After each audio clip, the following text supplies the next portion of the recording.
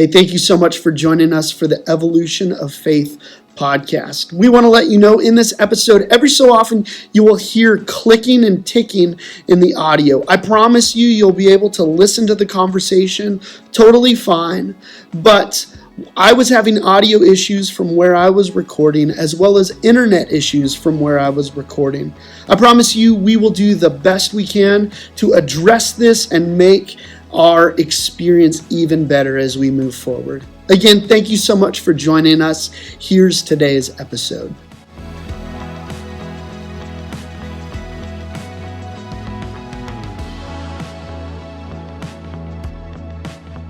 Hey everyone, thanks for joining us. This is our fourth episode, our third full episode, and we're excited about this conversation. But man, many people have started listening and kind of, I would say, re-engaging, because we had a podcast once before and some people have kind of followed us since.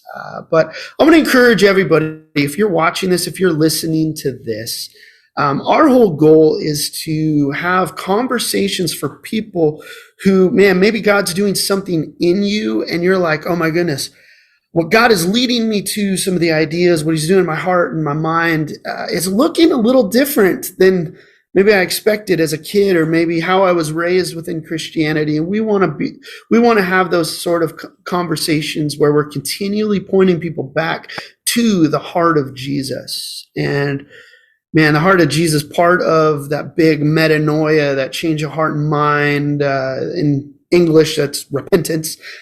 Sometimes it means that it leads us to things that we never saw because God's transforming us. And so we want to encourage you, if you would, if you've been watching this, if you've been listening to this, we want to encourage you, would you share these with your friends? Whether it's YouTube, we're on Facebook, we're on Instagram, we're all over all kind of the main platforms. Would you share this? And then I want to say, if you're on a platform like iTunes that allows you to give a review, would you give a review? Just share some of your thoughts and maybe some things that you love about this podcast. And that helps other people hear us as well and see us as well. Like I said, we're excited about today's episode. My name is David. And my name is Zach. Yeah, so today, we've had a shared doc together of different topics, different things we want to hit on this pod. And I think our topic for today is one that has probably set on the top since we've been doing podcasts together. And it's a highly relevant conversation. It feels like every few weeks there's a new article, a new, important person talking about this, considering this. And so what we're going to look at today is we're going to use a hot button word, or I guess two words, Christian nationalism. And I'll help define that here in just a moment. But really, we're considering the ways in which Christians, people who follow after Jesus, what is our relationship to power? Like, how do we use power?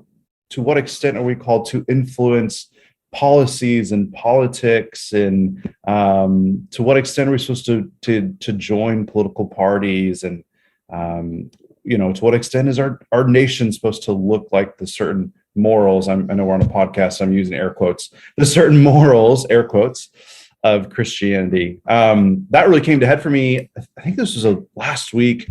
I was perusing Twitter, as I do, but not as much anymore. But I was perusing and I noticed that there was an article trending. It was trending on Twitter and I was seeing it pop up in my feed. And it was from Vice News. And they titled it, "Christian Nationalism Drove These People Out of Their Churches."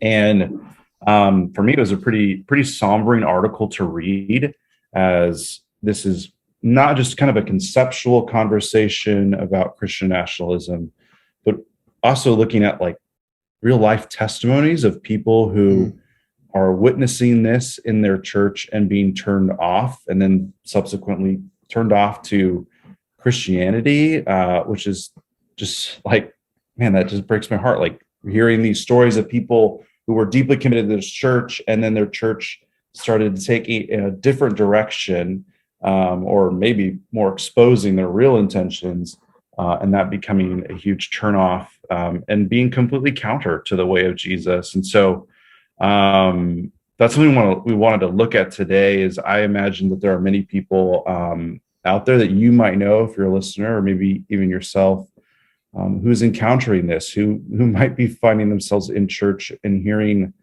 uh, hearing their pastor, maybe their congregants say things that doesn't quite sound like the spirit and heart of Jesus as it relates to influence and bringing the gospel about. So I want to kind of define this for us. This is my working definition of Christian nationalism and Christian gaining of power, earthly power, really.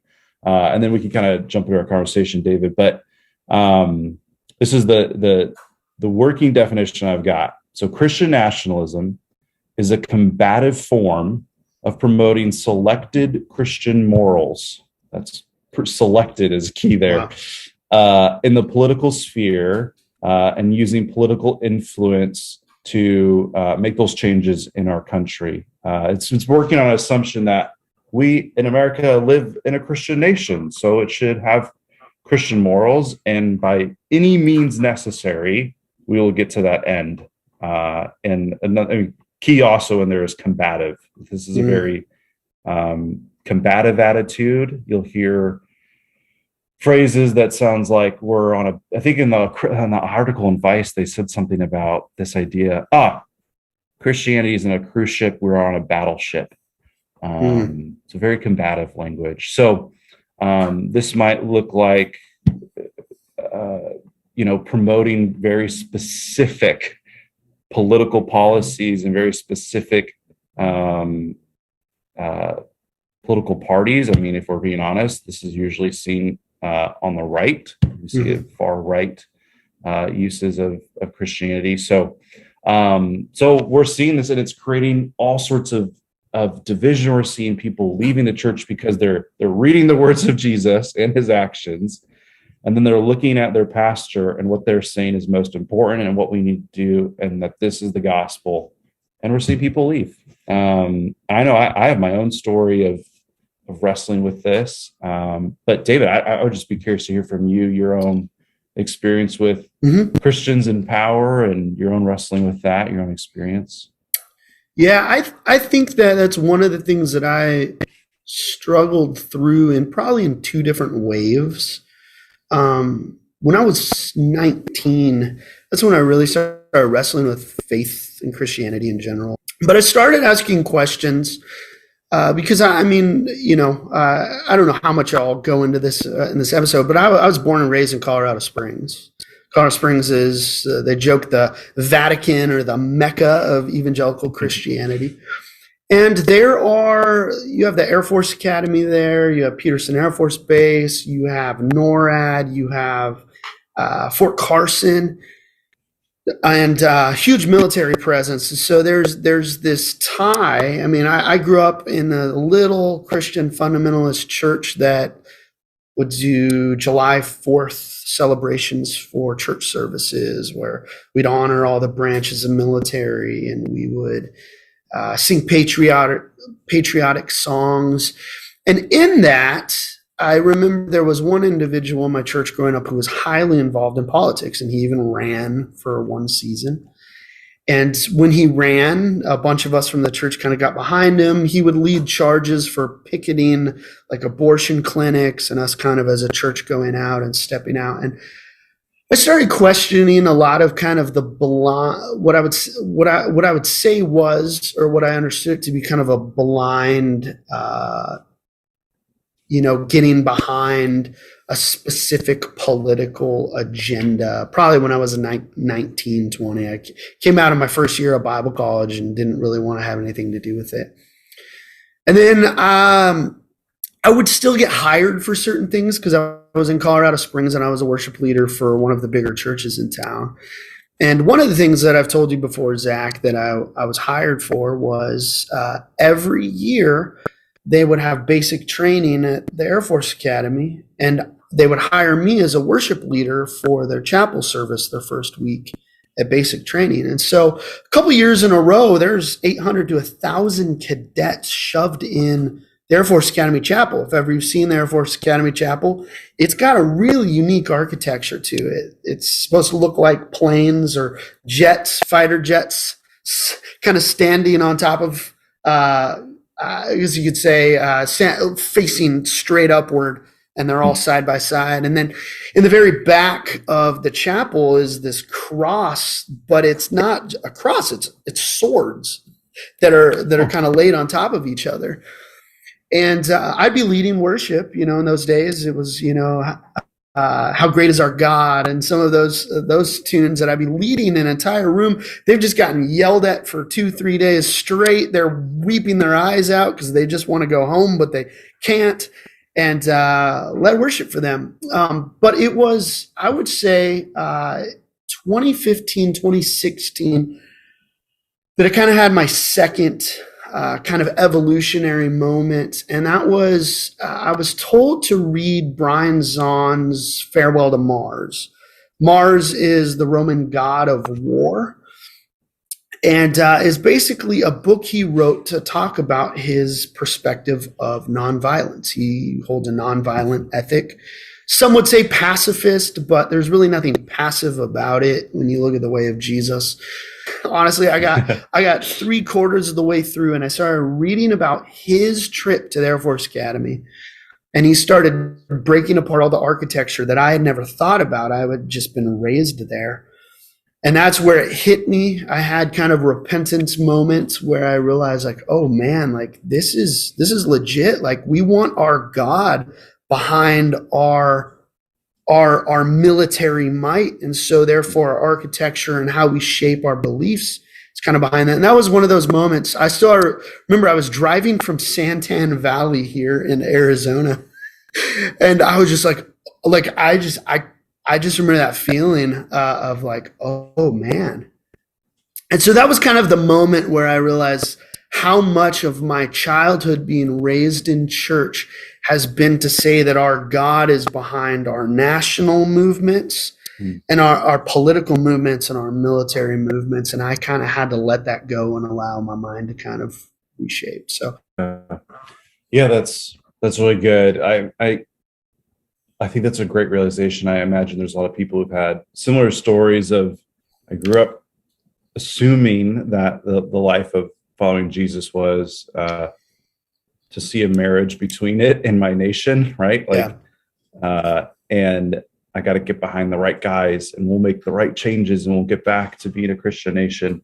And having those moments of being like, oh, is that what we're really supposed to be doing? I think the thing that really got me, and I'll try to keep this somewhat short. I mean, I'll be honest.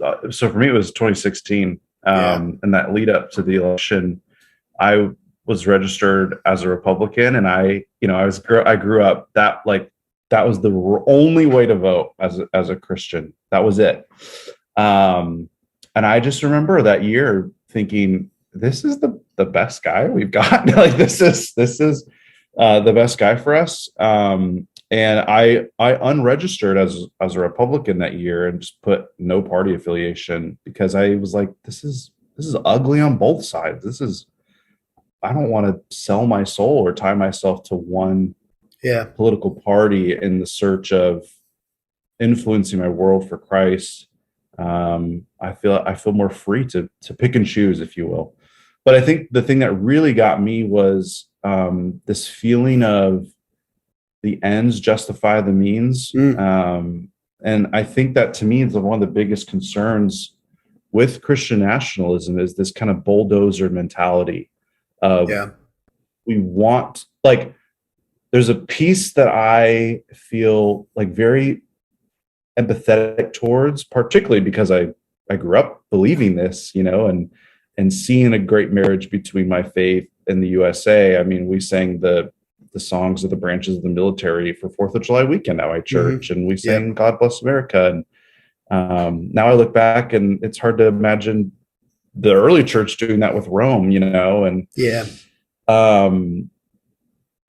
but for me, it was just thinking about this mentality of, I get the heart of wanting to make changes in our nation. There's something unique about us as Americans, or even in the West, where most of our systems are democratic, where I have a voting power, where Paul in his day, the New Testament church, they didn't quite have that. Yeah. Which is why sometimes this can be so hard to discuss, because we don't have passages that are directly aimed at us in our situation here, where we do have a little bit more power, a little bit more say in our world.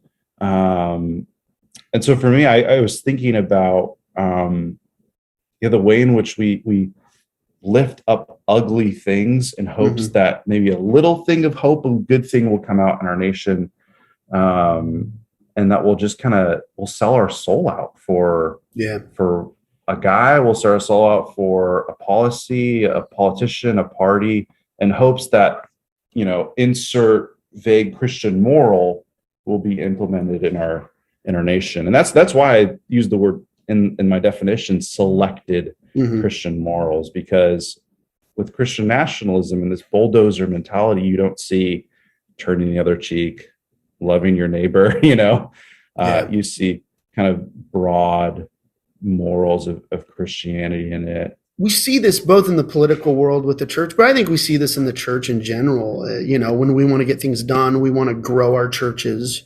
It's kind of, we'll do whatever means necessary. I mean, I think about all the stressful, as I've worked in churches, I think of all the stressful Easters and Christmases and the whole, well, it's all worth it if one person, comes to know Jesus. But I think that, I don't know how much it would be helpful to fully get into it, but I think that there is a sense of rugged individualism and celebration of kind of a violent aggression, almost a false sense of masculinity and aggression that plays into what we celebrate and how we get things done. And it's kind of seeped into the church.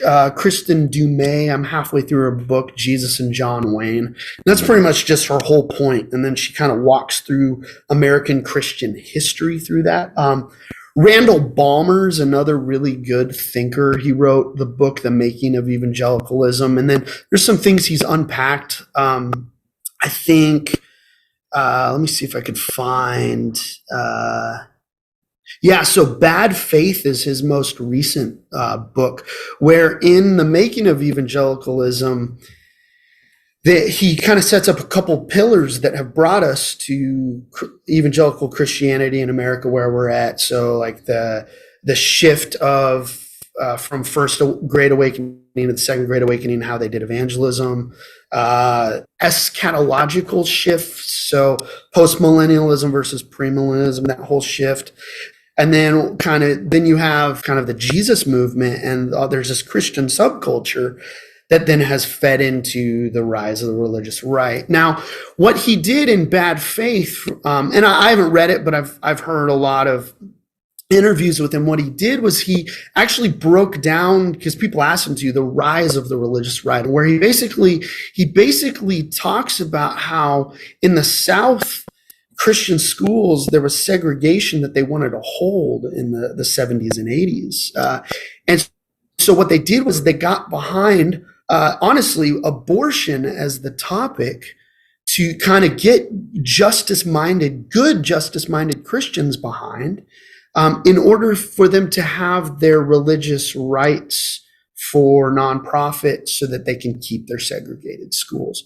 And he breaks that whole thing down. I mean, you have Jerry Falwell, just to name a name in there, as one of the ones who wanted to keep segregation in the schools. And so it was that desire for religious rights and nonprofit status rights for segregated schools that got them kind of behind some of these ways. There's a lot of kind of the pulling the wool over good-hearted Christ followers that want to get behind justice topics, but they're like, let's ride this train so that we could get our way back behind it. And so there's a lot of that in kind of the rise of the religious right. Brad Jersak, who is a Eastern Orthodox Canadian that helps run a school up there by the name of St. Andrews, he has an entire program where he teaches justice, reconciliation. And one of the things that he kind of calls his movement as he looks at the way of Jesus, he calls it political theology.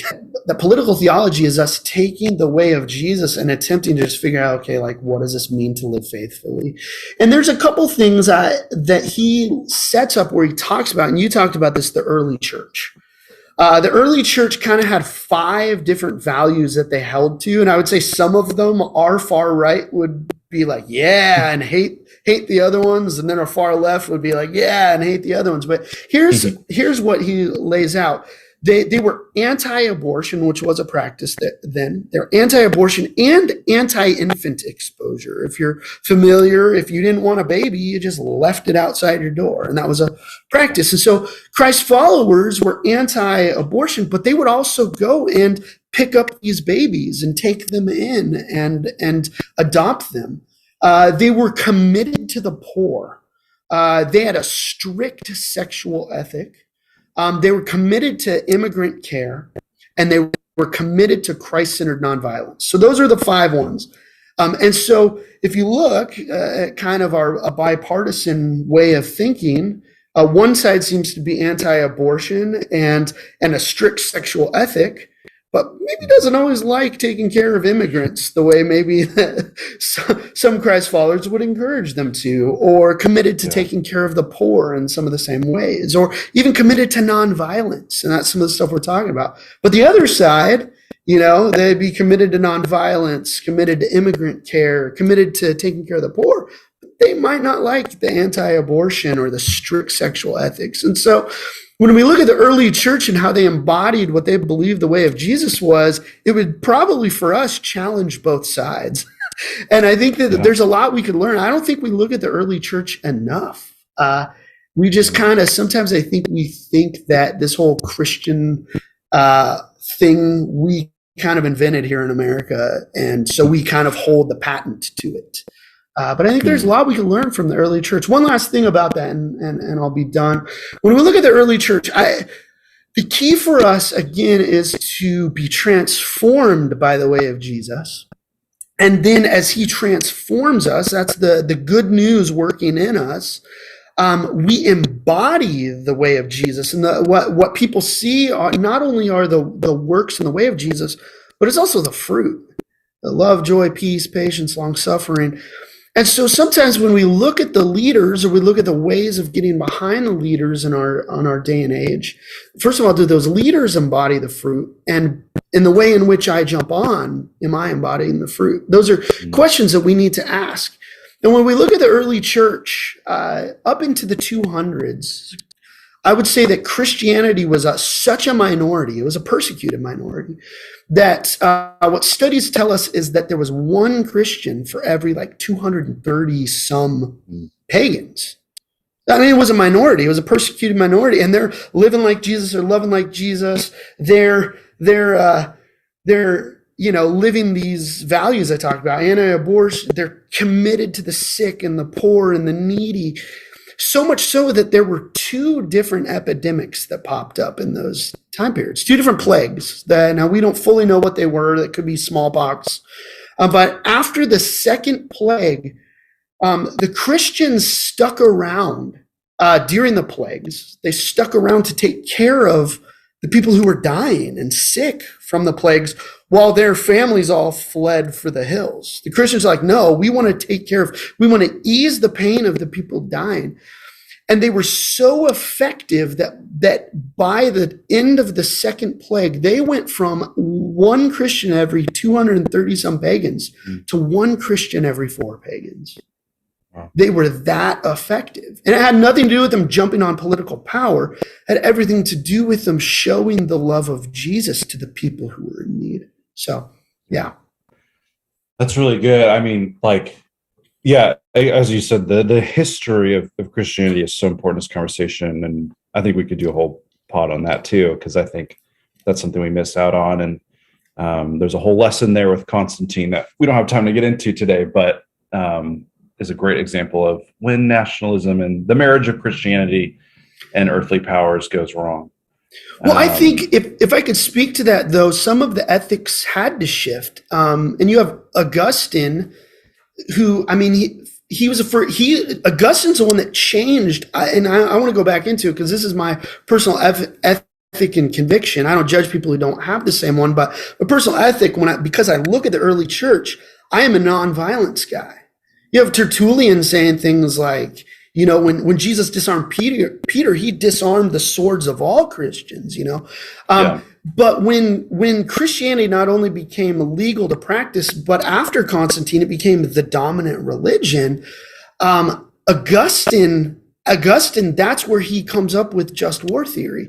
They had to find ways to justify the Christian faith behind the empire.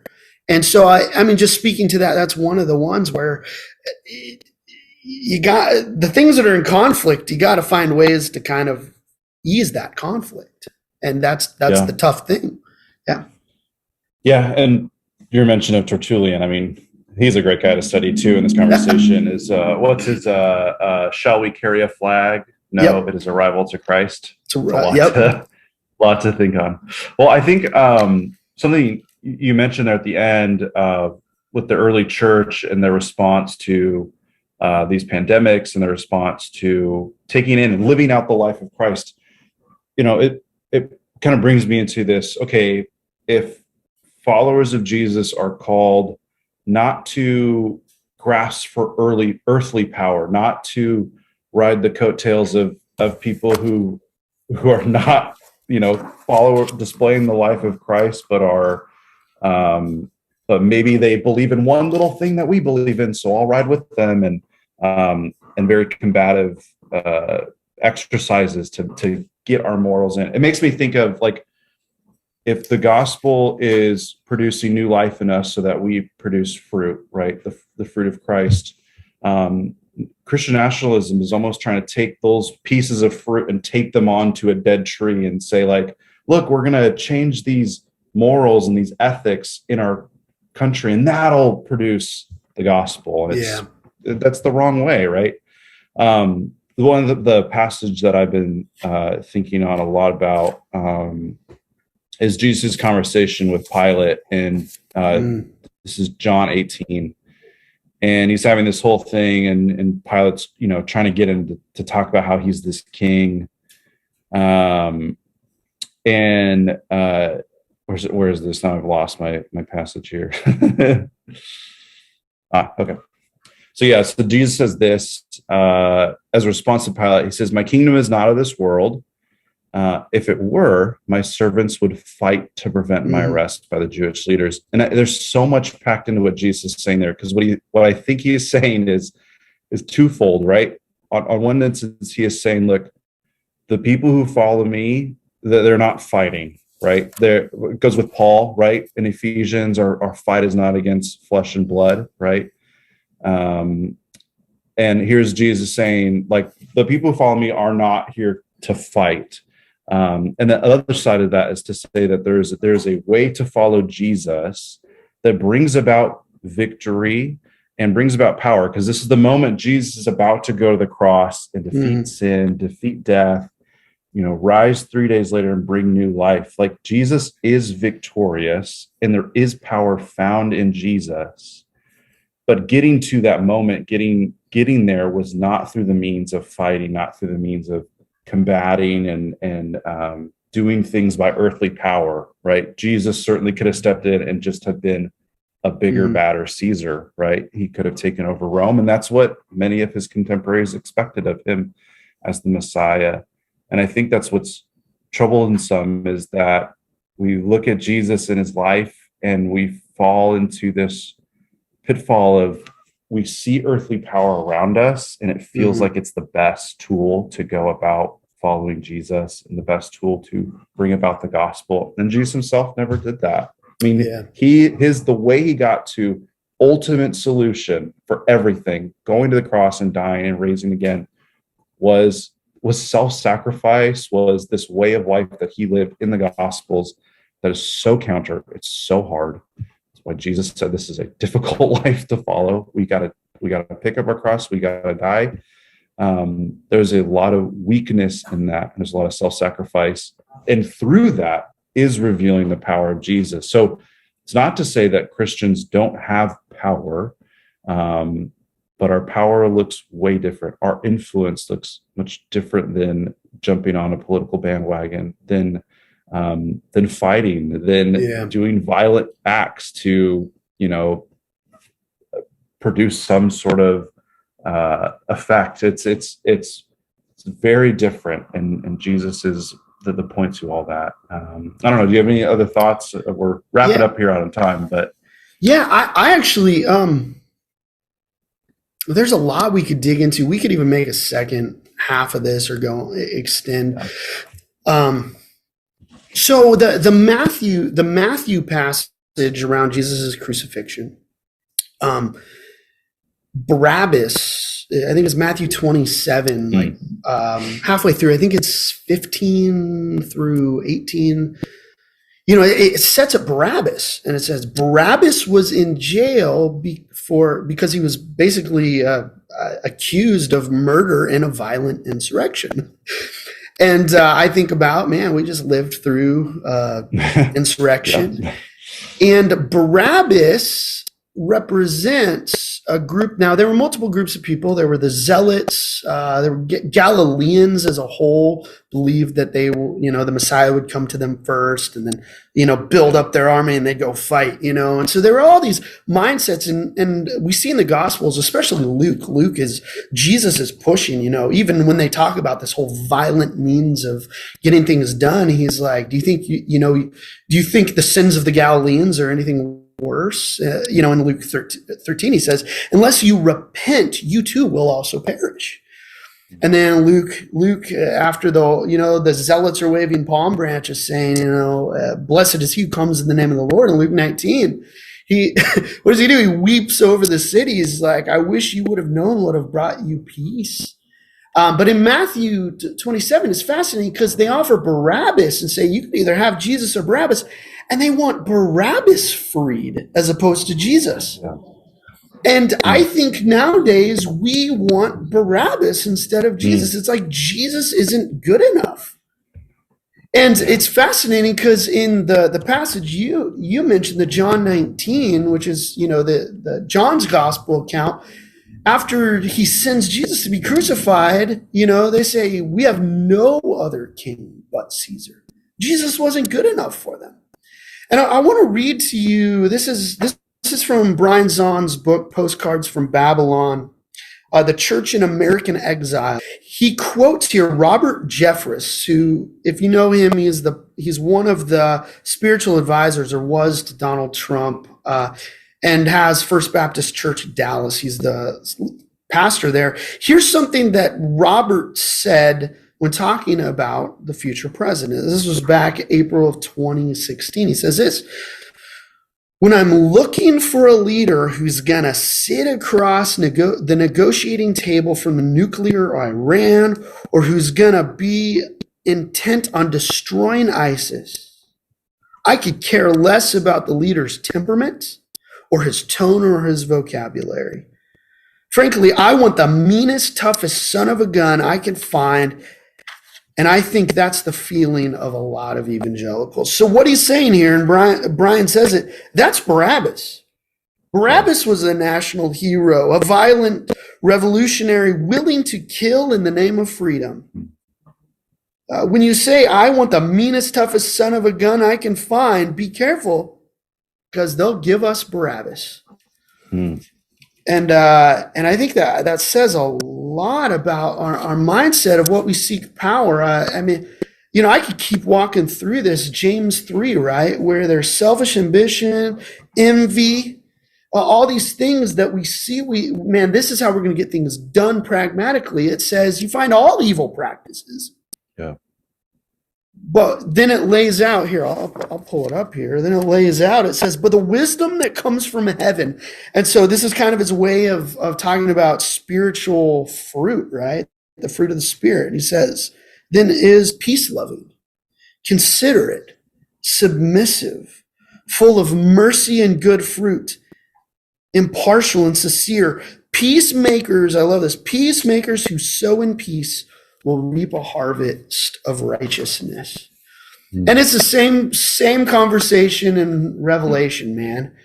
You have they're waiting for, without us unpacking it, they're waiting for the Lion of Judah, to show up. All of a sudden, this puny little slain lamb shows up, and it's the slain lamb that takes on and is victorious through the entire apocalypse of John.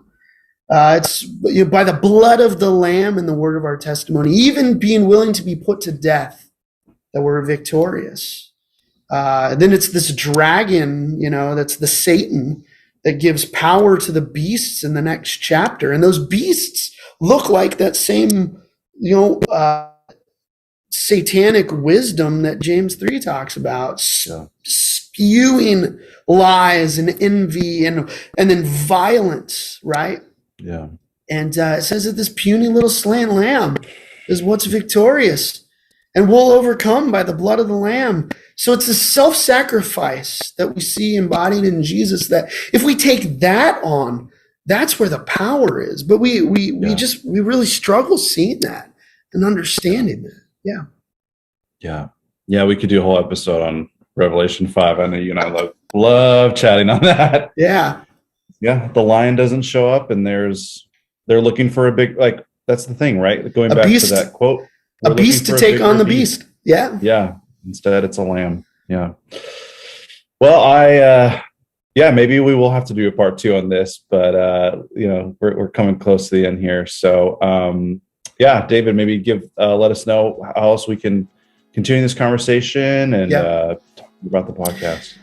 Again, if you would like and share this episode and leave us a review on iTunes, tell your friends, and we'll have more episodes like this as we continue to figure out, what does it mean to faithfully follow Jesus as Jesus does transformation in us, where our faith might look a little different as we grow than it once did.